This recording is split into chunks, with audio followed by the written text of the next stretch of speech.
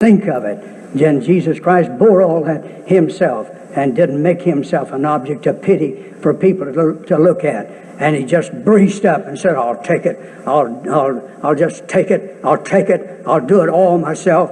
And I'll do my best to not complain about it. I'll just look to my Father. Whatever he says, that's all right with me. And so he resigned himself to his fate, and he paid the price faithfully. Now, would you go to bed with a little pain? Would you stay out of church for a little discomfort? Would you lay up in bed and sleep while the service is going on? Will you sit there and look around while we're singing? Will you just stand there like a mummy when we're praying? Don't you feel the weight? Would you pass a soul by, not offer them salvation? What about it? Wouldn't you get on your knees and pray? Wouldn't you do without a couple meals once in a while and fast and pray before the Lord for the benefit of the church and the work of the Lord? What about it? I've often said we're a bunch of cream puffs.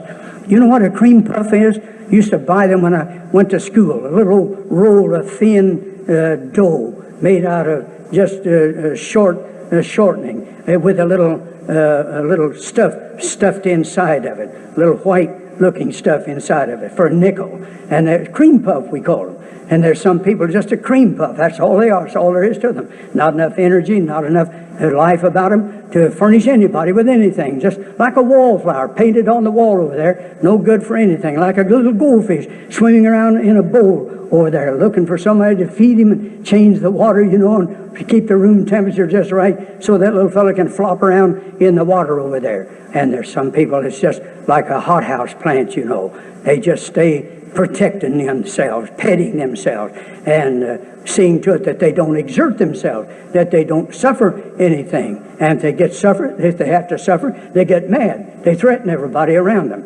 instead of just taking it and going on. And I didn't realize that I was abusing my body by not listening to these sounds that was going through my system and my nerve system. And I just kept going. And I outrun a lot of big, strong, healthy men. Brother Clyde Patton was going. He said, I want to go with you on one of your rounds. I said, welcome, come go along. So he went back to Houston. But he says, I'm going to take one of those big Virginia hams with me to feed my appetite when I get back to Houston. He says, I'm going to buy one of these famous Virginia hams and take back with me. So he hauled it back on the airplane, and when he got back to Houston, he cut the paper from around it to get ready to slice him off some of it for have a good ham breakfast. And lo and behold, on the wrapper it said, packed in Houston. He's like that fellow that saw that guy with a big 5-gallon hat on, big Western hat. So he said, I'm going to take a trip out west. When I get out in southern Texas, western Texas or Oklahoma, he said, I'm going to buy me one of those big hats. I've always wanted one of them. So he went way out there to buy one of those big hats. He got out there and paid a big price for it and was wearing it. Finally got to looking at it. He opened the band on the inside and it said, made in St. Louis.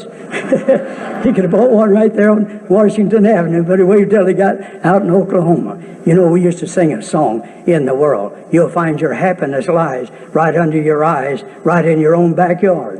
That used to be a worldly song we used to sing. So don't look afar off someplace. Look around you. There's work right around you to be done. If you would just open your eyes and look around. And if you can't find any other job to work on, how about getting in front of the looking glass and giving yourself some good straight lectures? How about working on your own self and your own spirit? You'll find out you've got your hands full when you start to master the human spirit. When you start to conquer that fallen nature of yours, you'll find out that you don't have any time for a ball game or a TV. You don't have any time to waste just fooling around someplace. If you can actually see yourself, if you know how on the brink of destruction you are, if you see how far from everlasting life you are, if you see how weak you are in the spirit, you'll be ashamed of yourself if you're not doing something profitable and valuable on your working on your everlasting life by rendering service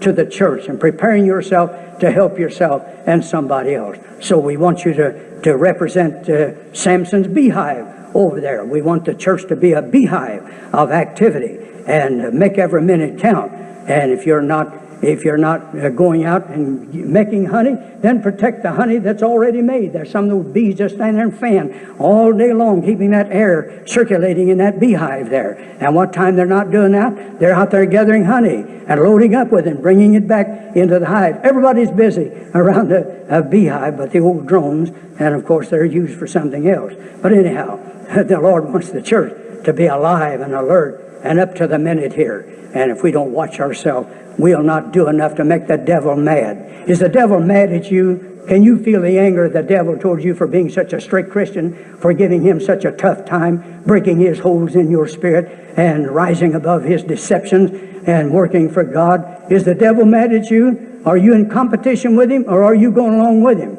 Somebody said if you never meet the devil, it's because you've been going the same direction he's going. And of course, you've never met him for a fight yet. But if you ever turn on that rascal, you'll find out, you'll think you've met a dozen wildcats.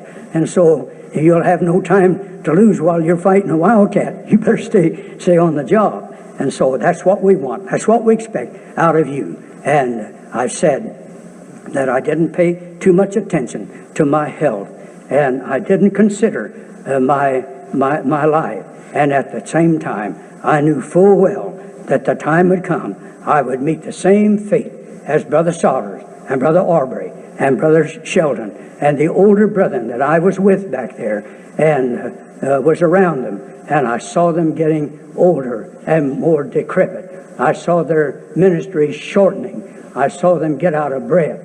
I saw them have to sit down because of fatigue. And I knew the end was drawing near for them. And I always told myself, Tom Jolly, if you're faithful, if you're loyal, if you stay with the body and offer your life and your services to this body, you'll have to sit down a lot of times when you want. We've got to have your office in our church. Would you please find some time to set aside? We've got a job for you to perform. There's a work over there that only a man like you can do. And we want you to come and set our church in order.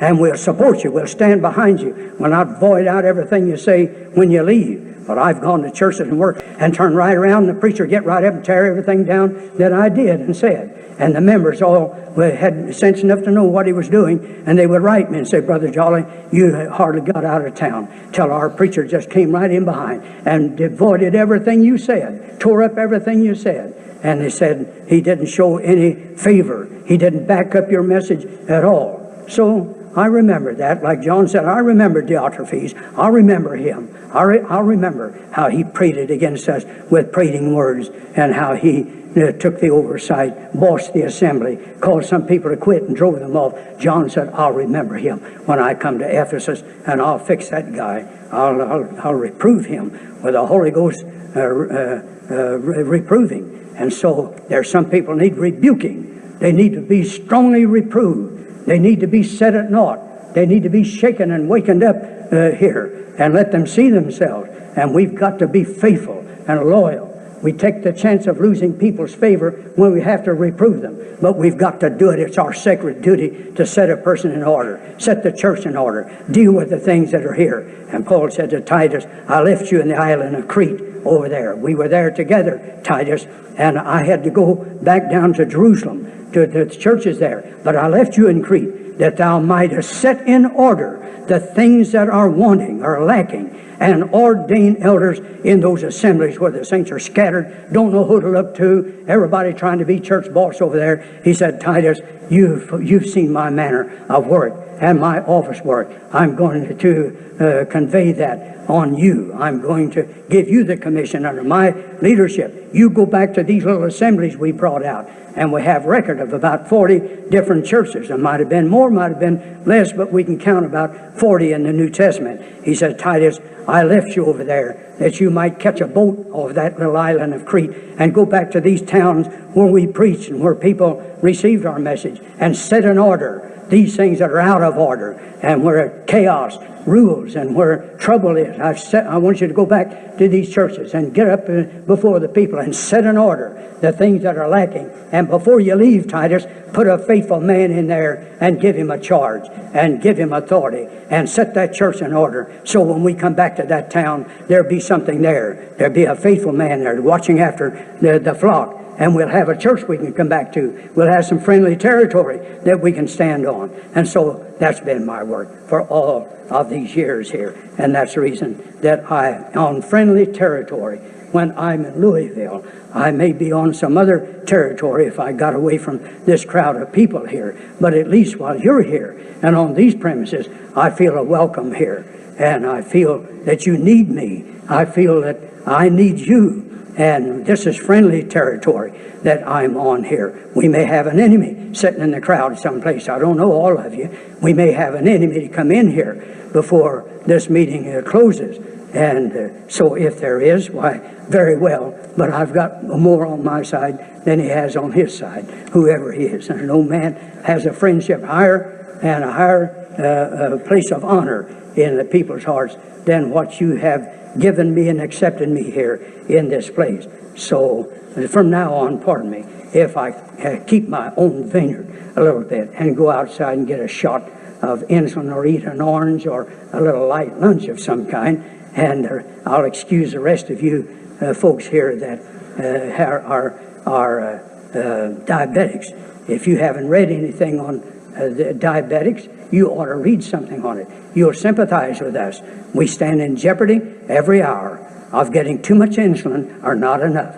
We stand in jeopardy of not eating the right kind of foods here. And we can ruin our insulin by the kind of food that we eat.